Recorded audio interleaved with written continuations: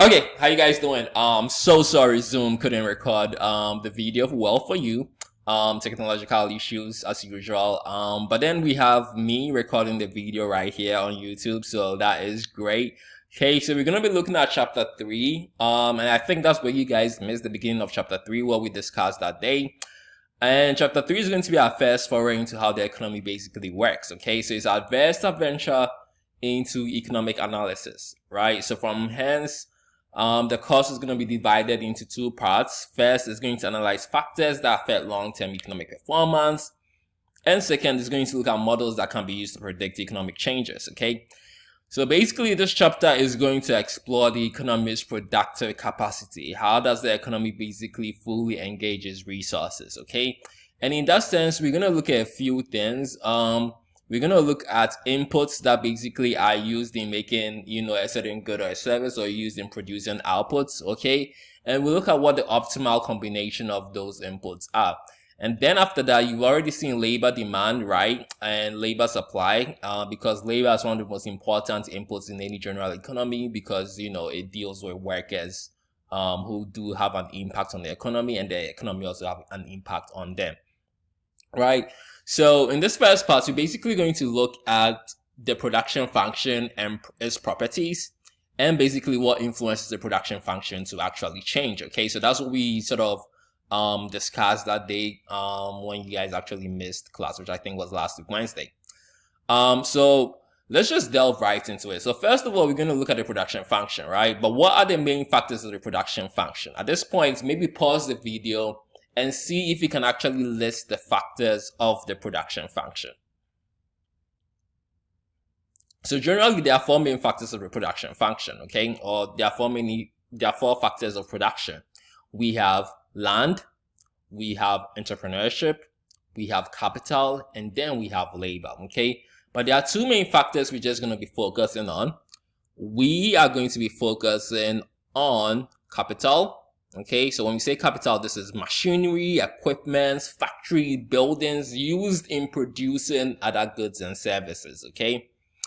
And then we're going to be looking at labor, and with labor, we're looking at workers. So this is basically skilled and unskilled. We don't have any distinction for them, okay? But we're going to be using the word N because usually L is taken by liquidity. For most macroeconomists, when they see L is liquidity, so just not to confuse them, we decide to use N, okay? So these factors of production are basically inputs. Now you go to any workplace, you have workers in the workplace, and then you have some machines in the workplace, okay? So you have labor, and then you have capital, and it makes sense, okay? So you go to maybe Starbucks, you have coffee makers, right, or coffee machines, and then you also have workers who are basically manning these coffee machines, okay? So those are the two distinct factors of production basically most economies tend to have. The other factors of production, of course, matter, but we don't look at them in much detail. What we're concerned about is usually capital and labor, right? And then we have the production function. Now, think of the production function as sort of a machine where inputs basically go in, and out of that comes outputs, okay? So the production function is basically a mathematical expression that relates output produced to factors of production, namely labor and capital, okay? So generally, a production function is written like this, where you have Y, which is basically output, or GDP, if it's looking at things from a country's perspective, should equal A, which is technology, or what we call total factor productivity. It basically shows you how productive K, which is capital, and N tend to be. And this F basically means, output is a function of or production is a function of capital and labor. Okay, so A right here is basically total factor productivity, and usually tends to be technology, okay, the effectiveness to which capital and labor technically are used. Okay, so it's technology, right? The more technology you have, the more productive capital and labor tend to be in general. Okay, now, the production function is pretty common. We can actually apply it to the US economy. And then with the US economy, the production function is what they call the Cobb-Douglas production function, right? And the Cobb-Douglas production function basically looks like our equation 3.2. Okay, so the US economy the US economy's production function looks like that. And the reason we call it Kaplan-Douglas function is because capital is multiplying labor. But at the same time, these parameters over here, 0.3 and 0.7, right, are basically the share of labor in the economy which is used in making an output. Okay, so the share of labor is basically 70% and the share of capital is basically 30%. Okay, so you have the ratio of 0.3 to 0.7. Okay, so you have more workers in relation to capital. Okay, now you can actually look at the United States economy, and what is interesting is the change in productivity. So generally during recessions, when we actually have a recession in the economy, right, productivity or change in productivity basically changes. So the early 90s, we had a recession and growth in productivity basically decreased. Okay, and then also around 2001, there was a recession. You all know of 9/11, and again productivity basically changed. Okay, now GDP, if you're looking at it purely from a supply side or the production function, GDP is basically dependent on some amount of capital or machinery in the economy and some amount of labor and what technology or productivity in the country tends to be. Now, if you look at the upward trend of productivity or technology, it usually goes up. Okay, so there's an upward trend, or if you look at the trend, it usually trends upward. Now, in 2007, 2009, basically due to a financial recession, productivity levels decreased. Okay, but what is interesting is that since 2011 to 2015, productivity levels haven't increased so much. And in fact, in 2016, productivity actually decreased, right? Now, economists don't really know what caused that, because during those periods, the United States economy was basically undergoing an economic expansion. So it's basically difficult for us to decipher as to what really caused that, which is pretty interesting, and fascinating at the same time. Now, the shape of the production function is something we need to sort of know, okay? But before we delve into that, there are two main properties of the production function. One, we know that the production function is always going to slope upwards, okay? So it's always going to slope upwards because the more inputs you actually have, the more output you can actually produce. The more workers you have, the more output you can produce. The more machines you have, the more output you can produce, okay? So for any economy to actually increase output, think about it, you need to acquire more inputs, whether it's skilled labor, right? Maybe sometimes even unskilled labor, or to some extent, machinery, right? But the interesting thing about any production function is that over time it becomes flatter. Okay, so we have the production function, we have output here, and we have an input, let's say labor. So over time, the production function just becomes flatter. It grows, it goes upward, and then it flattens over time. Okay.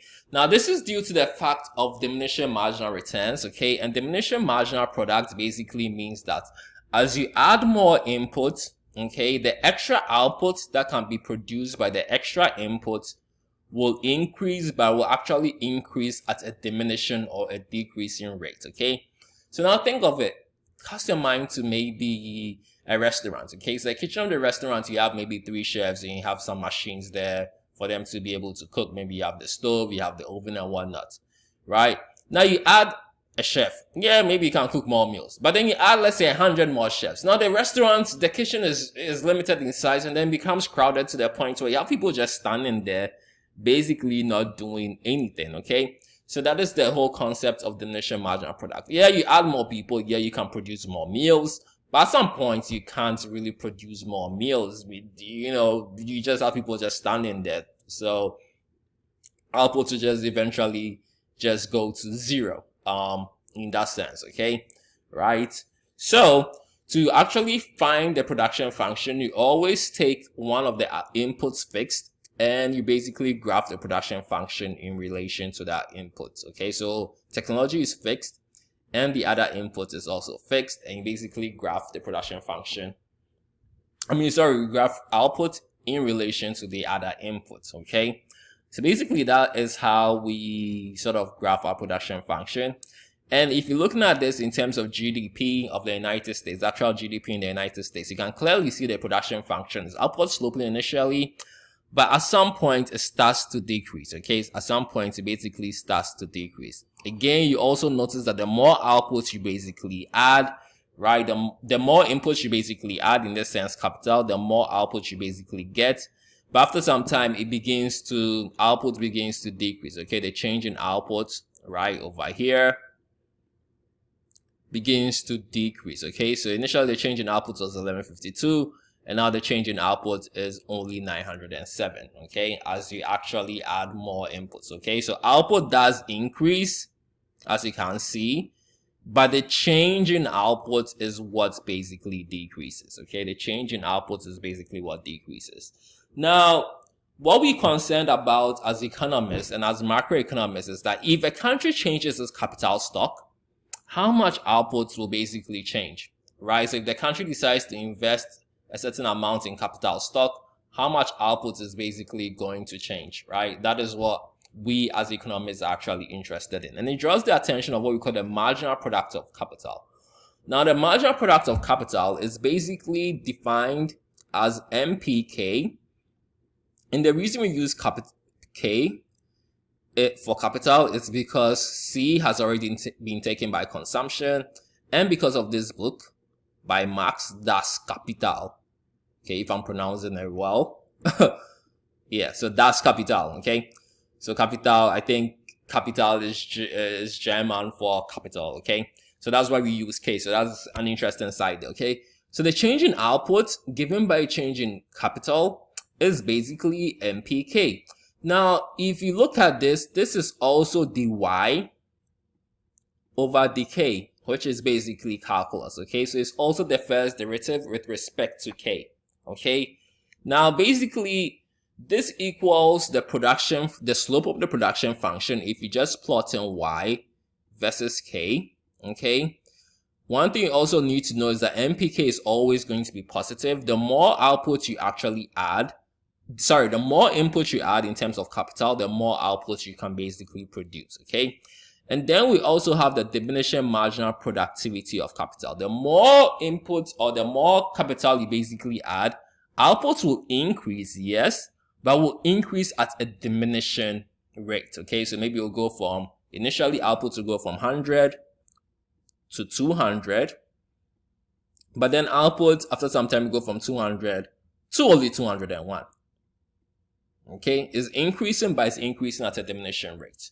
And basically you can find that MPK is decreasing, or MPK, experiences diminishing marginal productivity if the second derivative you tend to take is negative. Okay, if the second derivative you tend to take is negative. Now at this point you're probably wondering to yourself, well, Dr. Quake, you haven't taken any class in calculus. Well, first derivative, suppose you have xn. To take the first derivative of this expression xn is going to be n times x to the power n minus 1.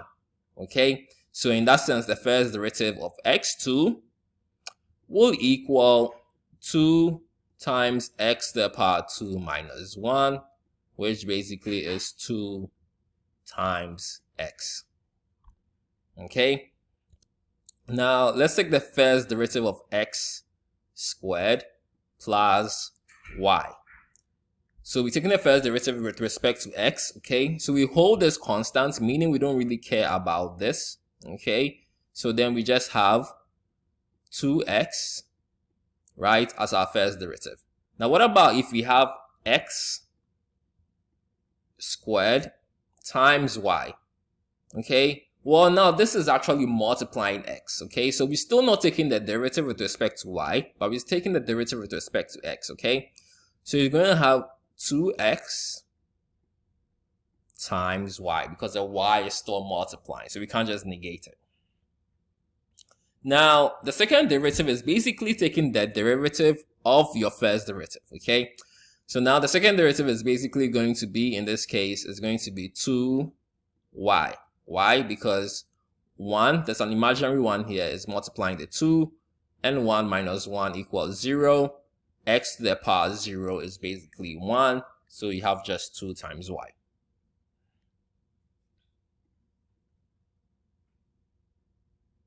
And then we also have the marginal product of labor. So this is supposed to be N, sorry. And the marginal product of labor basically also shows the change in output divided by the change in labor, right? Is also equal to the slope of the production function when you graph output versus labor.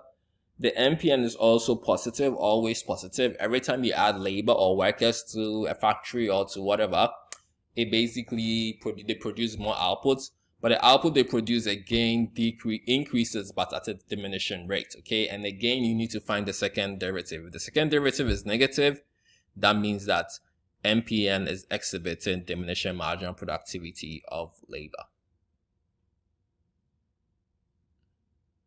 Now, when you have a production function can undergo certain shocks, okay?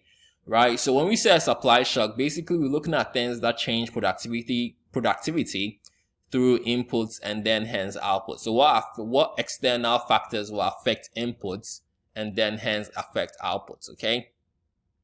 Right? So supply shocks basically affect the amount of output that can be produced for a given amount of inputs. These shocks may be positive, meaning output is increasing, or they will be negative, meaning output is basically decreasing. Okay, so some of the supply shocks is weather. Okay, if there's a drought, for example, output will basically decrease. Okay, or if there's a bad weather storm, people feel like they can't really go to work, or maybe they have to work from home, and basically output and productivity basically decreases. Inventions and innovations. If there's more inventions, if there are creative ways of basically solving problems, well, outputs will actually increase because people will find these inventions as being more productive and efficient. Okay.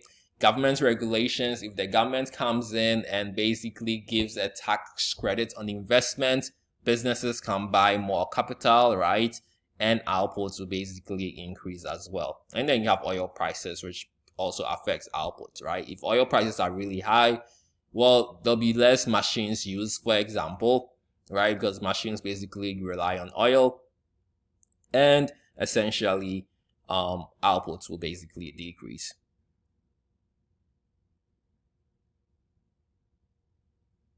Okay.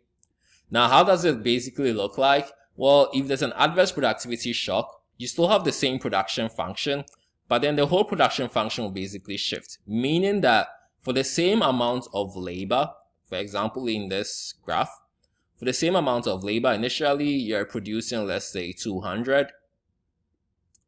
And now you're producing only, let's say, 100.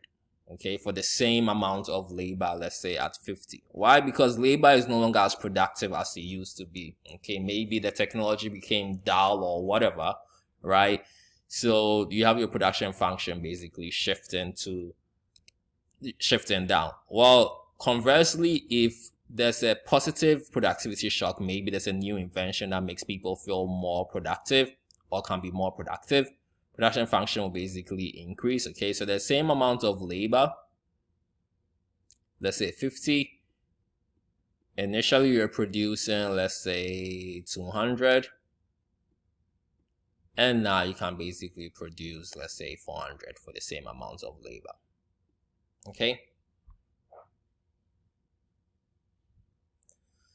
Now, just to reinforce our understanding, let's just do a quick class activity. So you have the economy of Waligo, and it has this production function, y equals 0.2 k plus n to the power 0.5. In the current period, k equals 100, n equals 100. What is the marginal product of capital? Does it diminish? What is the marginal product of labor? Does it diminish? Okay, so I'm just going to solve the first two because I think with the second one is a bit easier. All you have to do is plug in n and k and see how it changes. Okay, so MPN is change in output over change in labor, for example. Okay, so we have MPN being change in output over change in labor. Okay, so when you plug 100 in, right, basically find what output is, and then plug 200 in to basically find what output is as well. Okay, and then see the change. Okay, right, and you basically do the same for 200 and for 300. So that's pretty straightforward, but let me do the more complicated stuff because I think that's what you hear. Now, remember we said MPK equals change in output divided by the change in capital, right? Now this is also dy over dk. So the derivative, right, the first derivative, right, with respect to k. So how do you find the MPK in this sense? Well, the MPK is going to be, we take 0.2 times k plus n to the power 0.5. Okay, now we're focusing only on k, so in that sense it's basically going to be 0.2. okay, so that is the first derivative. Remember, we just multiply, there's an imaginary one here, we multiply it by 0.2, which is 0.2, and then we subtract this one by 1, and basically you get 0, and you have k to the power 0, and k to the power 0, anything to the power 0 is essentially 1, so you have 0.2. Now does it diminish? Well, we need to take the derivative of this with respect to k, but notice there's no k, so we can't take the derivative of this with respect to k. So in that sense, it does not diminish because we can't take the derivative, so we don't really know whether it diminishes or not. So it does not diminish. That's what we conclude. It does not diminish.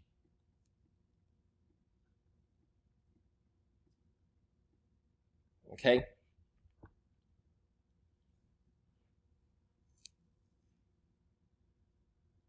Now let's do that for MPN. So MPN, we know MPN equals the change in y over the change in n. Again, is the first derivative with respect to n, so dy dn. Okay, so in that sense we have 0.2 k plus n to the power 0.5. Again, we don't concern ourselves with k, so it's just going to be 0.5 n to the power minus 0.5. Now you're probably wondering to yourself, well, Dr. Kweku, how'd you get minus 0.5? Remember, it's 0.5 times n minus 1 over here. So 0.5 minus 1 equals negative 0.5. Okay, so this is what we get for the MPN. Now we want to know if the MPN is basically diminishing, right? So we basically take it out. So we find the derivative of this whole ugly thing. So it's going to be negative 0.5 times 0.5, and you should get 0.25, negative 0.25 if I'm right. Let me just check quickly, just so I don't make anything. Yep, you get negative 0.25. And then you have n to the power, negative 0.5 minus 1 is negative 1.5. Okay, since there's a negative sign right here, it basically means the MPN is diminishing. Okay, so in this case, our MPN diminishes in the sense that when you add more output, when you add more input, outputs will basically increase, but at a diminishing rate. Okay.